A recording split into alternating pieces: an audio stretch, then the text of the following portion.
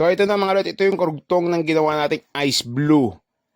Ayan, binubugayan natin siya, ginamitan natin siya ng primer black. So kung mapapansin nyo, doon sa unang video, ayan, tinimpla natin yung kulay niyan.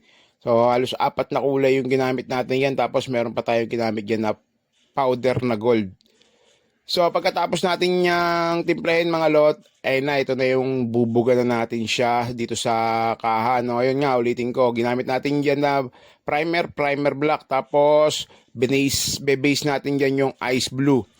So sa mga nakapanood nung unang video, nung part 1, hindi pa po siya tapos, pinutol ko lang po yung video natin, ngayon meron po siyang part 2. So dito po natin malalaman kung talagang mailalapit natin yung kulay dyan sa ice blue mga lot. Pero lagi ko kasi sinasabi, hindi ko 100% makukuha yung kulay. Kasi unang-una, picture lang tapos video. So susubukan lang natin mailapit mga lot. So ito na siya.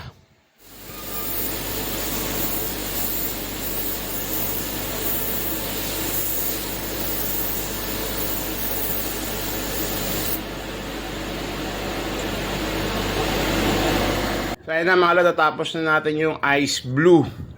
Ayan, nakita nyo naman kung paano natin tinimpla yan. Ngayon, gagawin natin, magta-top coat na tayo. So pakita ko sa inyo yung top coat. Hey mga lot, ito yung top coat natin, natimpla ko na yan, no? So yung top coat natin, lalagyan natin ng powder na gold. Ayan.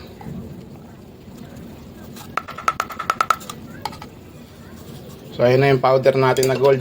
Hinalo natin sa top coat kasi 'di ba yung ice blue, nakita nyo 'di ba, para siya nag-gold. Bukod dun sa pagtimpla natin, nilagyan ko na siya ng powder na gold. Ngayon maglalagay pa tayo sa top coat ng gold. So ayan na yung gold natin, nasa top coat na. 'Di ba? So ngayon buga na natin 'yan para makuha na natin yung kulay ng ice blue.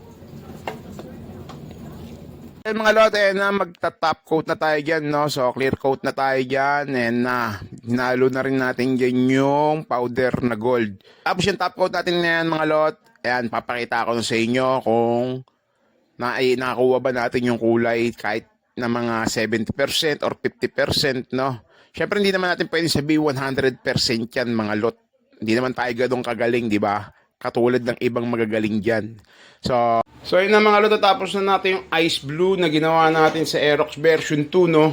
Ayan na. Ayan na. So check natin. Ayun, sana magustuhan to ng may-ari mga lot. Ayan. So comment nyo naman dito mga lot kung malayo ba o medyo malapit yung pareho nung ice blue. Yan, yung nasa video, no? Pinakita ko sa inyo sa video. Yan, so labas ulit natin. Yan. Yan, no? Ice blue.